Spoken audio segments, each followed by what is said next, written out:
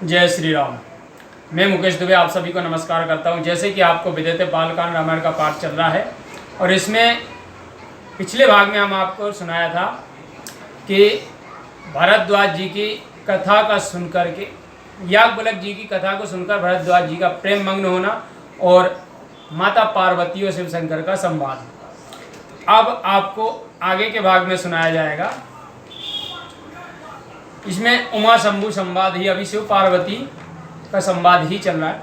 तो आइए आनंद लेते हैं कि शेद तपोधन जोगी जने शोरे किन्नर मुनि वृंद बसाहे तासो कृति शकले सेवाएं शिव सुख कंद लखन सिय रामचंद्र शंकर हरिओम।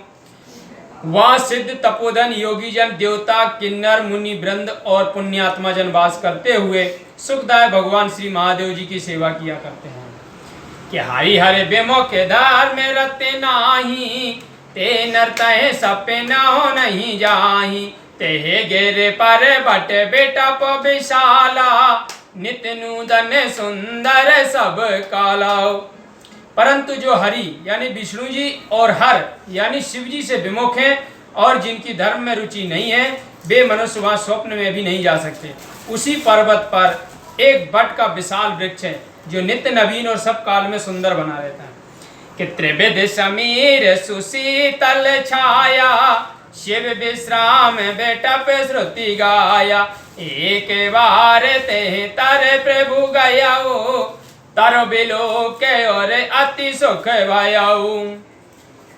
वहां हर समय शीतल मंद सुगंध वायु बहा करती है। वेदों ने उस वृक्ष को श्री महादेव जी का विश्राम वृक्ष कहा है। एक समय प्रभु इसके नीचे गए तो उसे देखकर उन्हें हृदय में अत्यंत सुख उत्पन्न हुआ कि निज कर दास नागर पुछाला बैठ सहे जाहे शंभु कृपाला कौन दो दर गौर शरीरा भुज प्रलंब परिधन मुनि चीरा। तब जिनका कुंद के पुष्प और पूर्ण चंद्र के समान गौर शरीर है, जिनकी लंबी भुजाएं, वे कृपालु महादेव जी जो मुनियों के से बलकल आदि वस्त्र पहनते स्वयं अपने हाथ से व्याघ्र चरम बिछाकर सहज ही बैठ गए कि तरुणे अरुणे अम्बुज समचरना नख दुति भगत हृदय तम हरना भुजगे भूत भूषण त्रिपुरारी आनन सरद चंद छवि हारी। उनके नवीन लाल कमल के समान सुंदर चरण और नखों में अपूर्व ज्योति है जो भक्तजनों के हृदय में अंधकार को दूर कर देती है। सर्प और विभूति यही त्रिपुरार शिव जी के गहने हैं। उनका मुख शरद ऋतु के चंद्रमा की छवि को क्षीण करने वाला है कि जटा मुकुट सोरे सारत सिरे लोचन नलन विशाल नीले कंठ लावण्य निधि सोही बाल विधुबाल लखन सिय रामचंद्र शंकर हरिओम। मस्तक पर जटा का मुकुट और श्री गंगा जी विराजमान है, जिनके कमल से बड़े बड़े नेत्र और हलाहल विष के कारण नीला कंठ और ललाट पर बाल चंद्र शोभायमान है कि बैठे सोहे काम रिपु कैसे धर शरीर शांत रसो जैसे पार्वती भले अवसर जानी गई शंभु पहे मातो भवानी।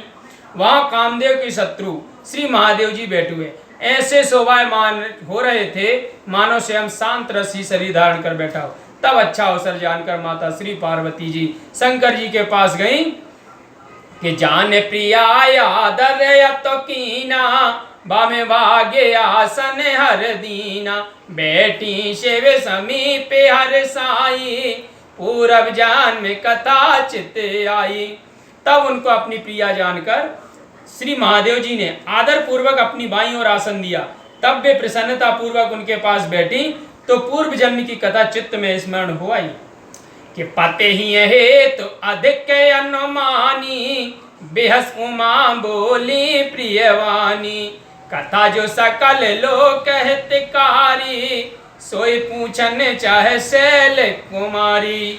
तब स्वामी की अपने पर पहले से ही अधिक प्रीति है। ऐसा जानकर पार्वती जी हंसकर प्रिय वाणी में बोली, जो कथा समस्त लोगों का कल्याण करने वाली है उसे ही पार्वती ने पूछना चाहा कि बेशोनाथ ममेनाथ पुरारी, त्रिभुवन महिमा वेदत तुम्हारी, चारे अरो अचर नाग नर देवा, सकल करय पद पंकज शिवा। हे विश्वनाथ, हे मेरे नाथ, हे त्रिपुरारी, आपकी महिमा तीनों लोक में विख्यात है।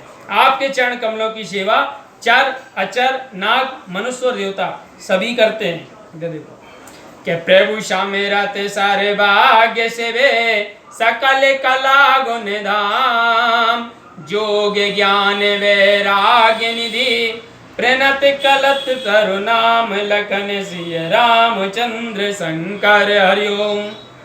हे प्रभु, हे शंकर, आप समर्थ सर्वज्ञ समस्त कला और गुणों के धाम तथा योग ज्ञान और वैराग्य के समुद्र हैं और शरणागत मनुष्य का मनोरथ पूरा करने के लिए कल्प वृक्ष स्वरूप हैं कि जो मोह पर प्रसन्न सुख राशि, जानिए सत्य मोह निज दासी, तो प्रभु हराओ मोरे अज्ञाना, कहे रघुनाथ कथा विधि नाना।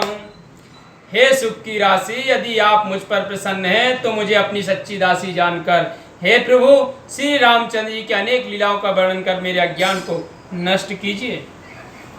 कि जासु बचन कि जास भवन सुर तरु तर होई, सह की दरिद्र जनत दुख सोई, शशि भूषण अस हृदय विचारी, हरो नाथ मम मति ब्रह्मवारी।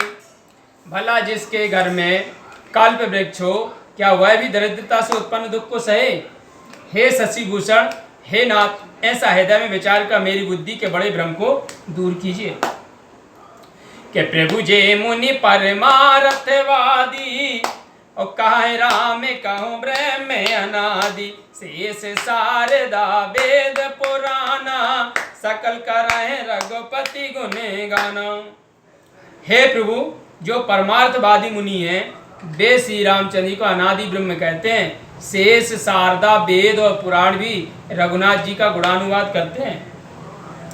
कि तुम पुनि राम राम दिन राति, सादर जपहु अनंगे अराति, राम सो अबध नृपति सुत सोई, की अजगन अलख गति कोई।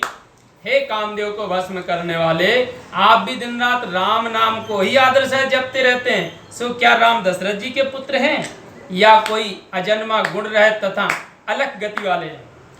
कि जो नृपता नयता ब्रह्म क्रमे, नारे विरह मति भोर, देख चरित महिमा सुनते, ब्रह्मत बोधे अति मोर, लखन सिय रामचंद्र शंकर हरिओम।